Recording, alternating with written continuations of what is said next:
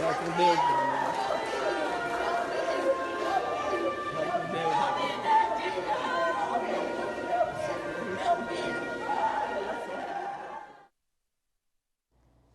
Muito bem, eu quero pedir licença ao senhor e à senhora nesta segunda-feira, dia 22 de março, segunda-feira triste para o estado de Sergipe, segunda-feira trágica para o nosso estado. Infelizmente, nós não gostaríamos de começar o programa desta maneira, mas a realidade que nós estamos vivendo de guerra, a realidade que nós estamos vivendo de violência extrema dentro desse estado e em todo o Brasil. É essa, nós não temos como fugir disso. É por isso que hoje eu nem vou dar boa tarde, eu vou pedir licença ao senhor e à senhora, porque aqui nós temos a maior autoridade, uma das maiores deste país, com certeza a maior desse estado em segurança pública, coronel da Polícia Militar, comandante da Polícia Militar desse estado, perito, poucas pessoas sabem disso. Coronel, boa tarde, seja bem-vindo ao nosso programa. Olha, perito, conhece de segurança. Nós começamos com essas imagens doloridas, coronel, de um momento de profunda dor para a corporação, para os familiares, para os seus colegas, para os seus filhos. A perda desse agente que nós tivemos de forma trágica. Fizeram um cortejo hoje em homenagem a este agente penitenciário, a um policial, nós podemos dizer assim, né? Porque está sempre na linha de frente, num combate direto. Nós vamos precisar entender através das imagens, coronel, eu preciso da ajuda do senhor, a população, os telespectadores precisam da ajuda do senhor para nós entendermos de forma técnica o que foi que aconteceu ali naquele instante. Eu tenho algumas perguntas, alguns questionamentos. Esse é o único programa no estado de Sergipe que tem abordado as situações através das imagens, através dos fatos, de forma técnica e precisa. Nós precisamos entender o que é que aquele presidiário estava fazendo naquele ambiente externo. Nós precisamos entender o que tipo de relação aquele presidiário ou se outros presidiários tem esse tipo de relação com os prestadores públicos que estão ali. Vocês vão acompanhar agora, Coronel Yunes, nós vamos acompanhar. Atenção total para estas imagens. São imagens que já percorreram aí, né, os veículos de comunicação em todo o Brasil, tá? É o momento exato aonde o agente penitenciário, ele é atacado. Acompanhe comigo aqui, ó. Acompanhe as imagens aqui, nós vamos observar. Essa é uma área externa. Olha lá, olha o policial. Olha o policial aí. Parece que ele traz alguma coisa. Nós temos várias caixas aí. A indicação inicial é que esse prisioneiro, ele estava prestando algum serviço ali aos agentes prisionais. Olha lá, esse é o momento do ataque. Olha lá, esse é o momento do ataque. A informação que nós temos é que ele estava sendo transferido de cela. Mas é um procedimento, que tipo de procedimento é esse? Olha como o homem está sem camisa, do lado de fora, numa área que parece ser uma área de convivência, né? Ali onde os agentes estão fazendo refeição. Tem ali, olha aqui, ó, tem uma geladeira ali, coronel. Parece ser uma área de convivência comum. Nós vamos fazer todas essas análises. É natural esse tipo de ação, coronel? Isso acontece com frequência? A população precisa ter esses esclarecimentos. Cláudio, na realidade, para que a gente possa fazer um julgamento como esse, primeiro se torna bem difícil a situação, até porque a situação de todo policial penal é uma situação muito complexa. A gente observa nas imagens, primeiro, o que a gente chama numa ação policial com relação a fechar espaço. De um tempo para cá, por questões muitas, se diz não utiliza-se algema, não se pode algemar as pessoas, e aqueles profissionais que trabalham na área de segurança acabam ficando expostos. A utilização da algema é uma questão de segurança para o profissional e até mesmo para aquele que está sendo conduzido.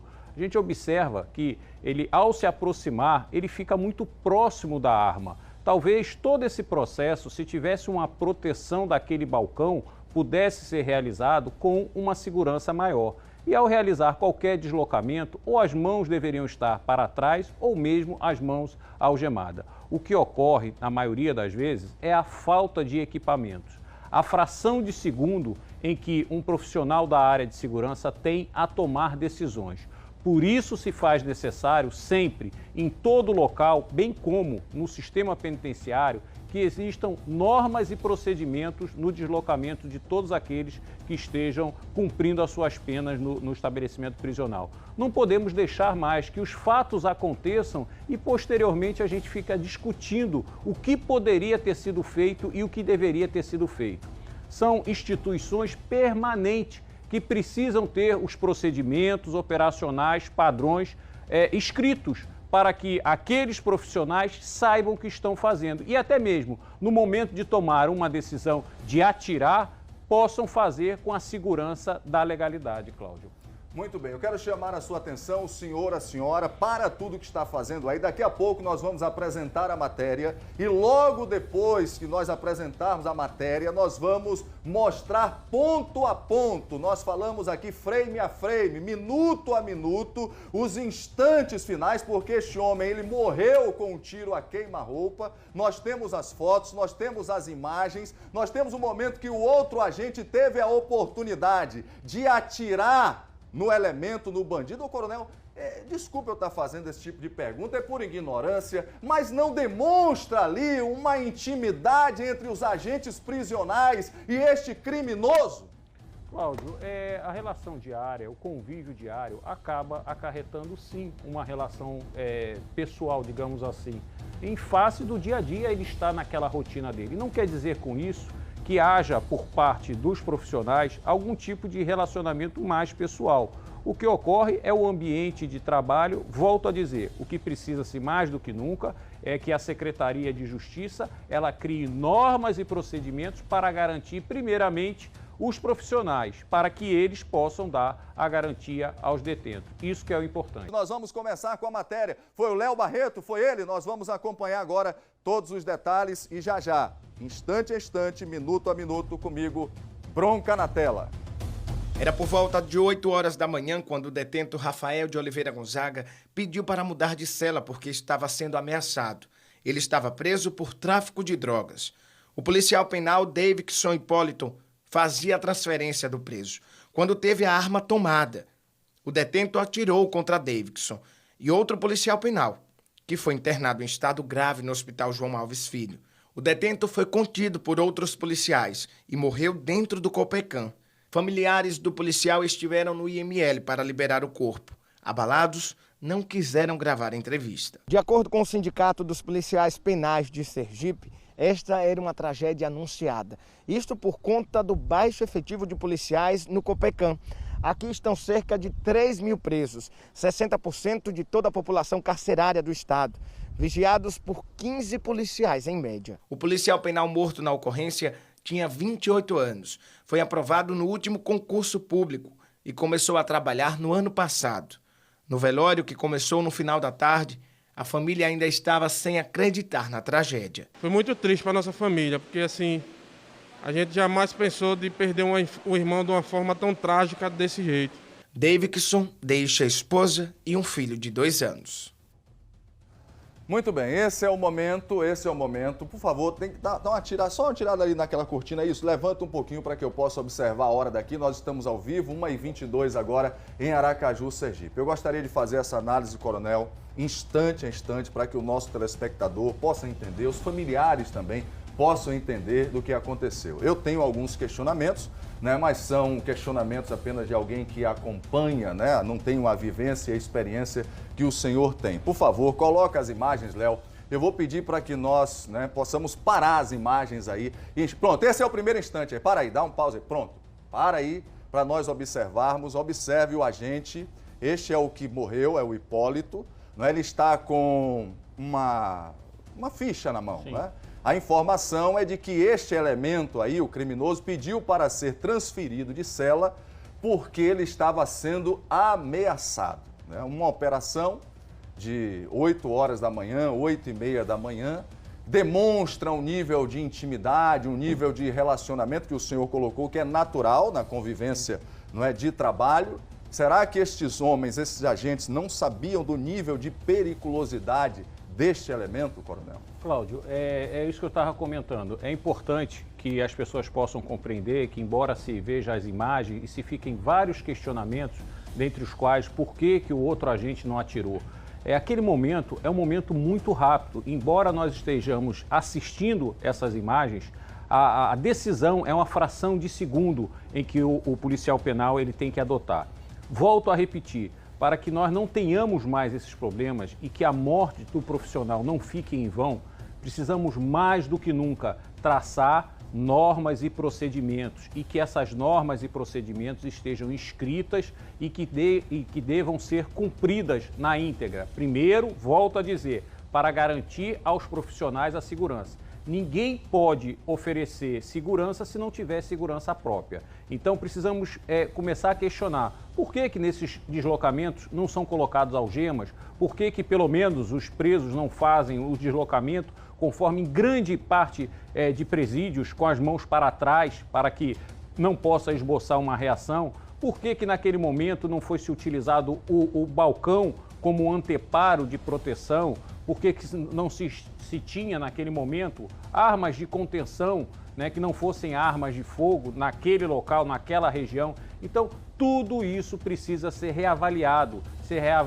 levado a sério, para que nós não tenhamos novos problemas, porque os questionamentos eles sempre vão existir. Mas mais do que questionar, mais do que realizarmos algumas críticas construtivas ou não, que a sociedade às vezes realiza, precisamos entender e compreender que o Estado precisa dar uma resposta, seja com equipamentos, seja com as novas normas, seja com o treinamento dos agentes, para que aquele outro agente que naquele momento tivesse a necessidade de utilizar uma arma de fogo, ele esteja amparado pelo Estado, porque se numa outra situação ele tivesse alvejado, talvez hoje nós estivéssemos numa situação de crítica pela ação que o policial penal tivesse realizado a ação.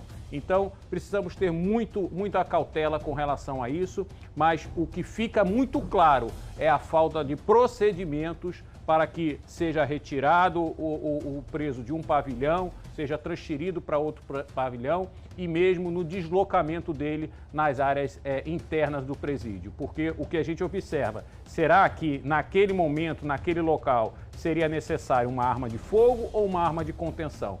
Ficam os questionamentos para que as pessoas possam, no mínimo, criar normas e procedimentos, Cláudio. Coronel Júnior, segundo ponto de observação aqui. Olha, para aí um pouquinho. Um pouco antes. Para aqui. Nós estamos olhando minuto a minuto. Esse agente, essa arma dele, não deveria ter uma proteção? Ele poderia ter um coldre, né? Existem coldres hoje que realizam o travamento da arma, né? Dificultam mais o saque da arma, facilitando para quem esteja com ela próximo ao seu corpo. Então já existem coldres, existem equipamentos nesse sentido. Então isso é algo preocupante, né? Primeiro, para a gente falar assim, existem normas e procedimentos. Havia uma exposição, né, de um modo geral, quando a gente se aproxima de algum preso, de algum detento, né, o policial militar ele tem por si só a colocação da mão no coldre, né? Então é algo preocupante. A gente vê que houve a interferência de um terceiro agente, né, na tentativa de conter. Então a gente verifica que todos esses processos devem ser ao tempo todo acompanhado pelas imagens do circuito interno também do presídio, por uma sala de monitoramento, acionar os alarmes quando for necessário. Tudo isso eu volto a dizer, falar em segurança não é simplesmente falar na situação que ocorreu. Precisamos falar de equipamentos, precisamos falar de procedimentos, precisamos falar de instalações físicas, precisamos falar de tecnologia.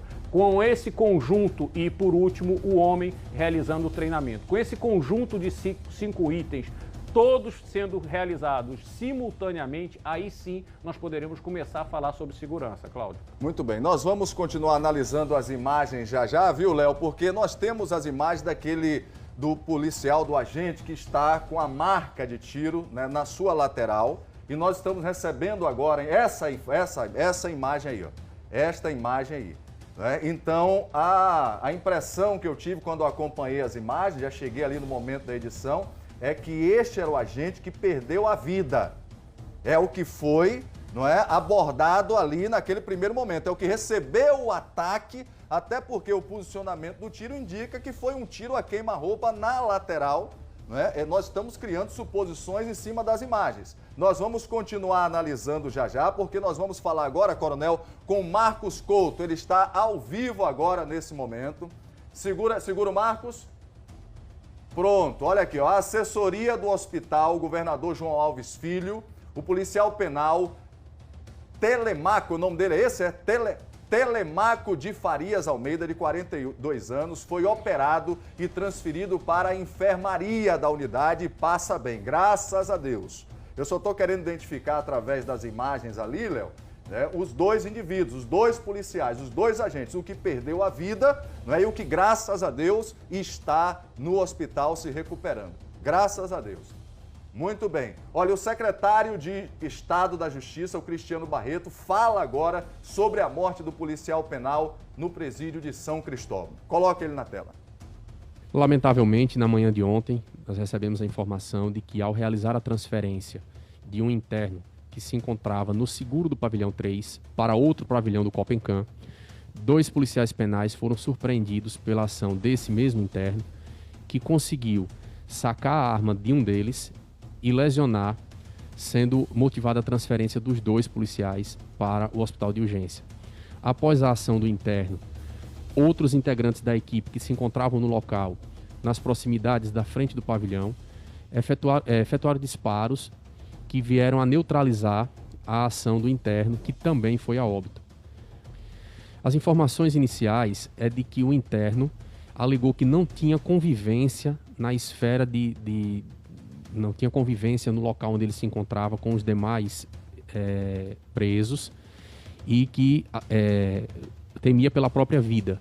Trata-se de um ato rotineiro que ocorre diariamente nas unidades prisionais, onde os agentes preservam pela integridade física daqueles que estão custodiados.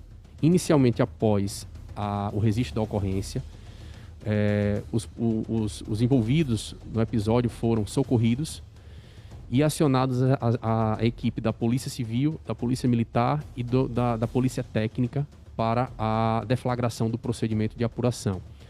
O inquérito policial ele foi instaurado pela Delegacia de Homicídios, que é responsável pela apuração dos fatos, e integrantes da Secretaria de Justiça também se deslocaram para o fornecimento dos elementos necessários, inclusive das imagens de TV, do circuito interno de TV, que mostraram toda a dinâmica dos fatos. A Sejuc vem trabalhando desde o ano de 2017 para atender as demandas e os pleitos da categoria, inclusive com a aquisição de equipamentos de proteção individual. Ao longo desses anos, nós compramos cerca de 400 coletes balísticos, que por determinação da Justiça do Trabalho foi distribuído e cautelado em cada unidade prisional em número superior à quantidade de plantonistas diários, o que possibilita que o servidor, ao chegar em serviço, possa fazer uso daquele equipamento de proteção individual. Também foram adquiridos armas de fogo, realização de treinamentos, distribuídas as algemas. Nós temos todos os equipamentos necessários disponíveis para que os profissionais do sistema prisional possam executar a sua missão. Entendemos que foi um fato isolado, lamentavelmente veio a acontecer ontem e ceifou a vida de um policial penal. Mas iremos continuar trabalhando para qualificar e aperfeiçoar cada vez mais os profissionais da área para que a gente possa garantir que episódios dessa natureza não voltem a acontecer. Sabemos que a superlotação carcerária é um problema em todas as unidades prisionais do país. Em Sergipe não é diferente. Temos um excesso de população carcerária em todas as unidades prisionais, seja ela gerida exclusivamente pelo setor público, seja ela gerida em cogestão com a empresa terceirizada, onde contratualmente já incluímos a possibilidade de estar com 25% a mais do efetivo da capacidade para a qual a estrutura física foi concebida. Muito bem, aí nós acompanhamos, não é, a fala do secretário, né, falando e dando detalhes, né, do aparelhamento, né, coronel, mas na realidade nós não estamos vivendo isso. As perguntas, os questionamentos aonde estavam os coletes, aonde estavam as algemas, aonde estava o material necessário, aonde estavam as normas e os procedimentos que devem ser escritos e está à disposição. Então, eu acho que esses são os questionamentos para que se possa saber, e somente os policiais penais é que podem dizer se receberam o material e se estão utilizando no seu serviço. Neste momento, não estavam utilizando. Quando eu digo aqui que nós vivemos num país de faz de conta, num país da Alice das Maravilhas, né? Num país dos números fantasiosos dados pelas autoridades para iludir a nossa população. Olha aqui, nós começamos o programa, eu digo, olha, eu vou ficar calmo, vou ficar tranquilo, vamos fazer todas as análises técnicas, mas eu não posso me furtar de botar aqui, ó, olho no olho. Eu quero chamar a atenção do governador desse estado, o senhor Belivaldo Chagas. Pelo amor de Deus, o que é que nós ouvimos aí agora, governador? O senhor é a maior autoridade desse estado. Como é que pode 3 agentes tomar conta de 500 homens dentro de uma unidade prisional? Que país de brincadeira é essa que nós estamos vivendo? Estes 2 homens são heróis, não só eles, mas como todos que estão trabalhando ali diariamente. Infelizmente, nós perdemos uma vida, perdemos um pai de família, perdemos mais um filho, governador, secretário de Segurança, secretário de Justiça. Isso é uma brincadeira com o povo. Nós estamos brincando com a nossa população. Nós acabamos de ouvir agora. São heróis, são homens dignos. Dá para a senhora entender a mentirada, a farsa que nós vivemos no Brasil? Eu peço licença aqui ao Coronel Yunes, mas eu não suporto, eu fico indignado. É difícil entender isso, gente. É difícil. Nós falamos aqui, nós temos uma guarnição que já chegou a ter mais de 30 carros na rua, agora tem 8 carros. Estão brincando com o povo deste país. Estão fazendo o povo de palhaço. E graças a Deus, aqui ó, coronel, graças a Deus, nós não enfrentamos uma tragédia de grandes proporção. Verdade. Porque ele acabou de dizer aí, tinham 300 homens em banho de sol, com 2 agentes. Coloca as imagens aqui, Léo, por favor. Nós já vamos finalizar. Coloca as imagens aqui. Esse é o momento da dor, é o momento da perda da vida. Observe a proximidade, coronel. Este é o que está, este que está em pé aí, está no hospital se recuperando. E o que perdeu a vida é este segundo agente que vai chegar aqui, ó, e que teve a oportunidade de atirar no bandido, teve o peito e a cabeça do bandido à sua de agora. Agora, para aí, um pouquinho antes, para ali. Ele teve o peito e a cabeça do bandido à disposição dele para atirar e não atirou, coronel. A legislação, né, Cláudio, sempre a preocupação, e o principal de tudo isso é que daqui para o final do ano, infelizmente, não vai estar resolvido esse problema. Vamos aguardar dia 31 de dezembro e vamos fazer o mesmo comentário. Não vai ser resolvido o problema no sistema penitenciário. É triste.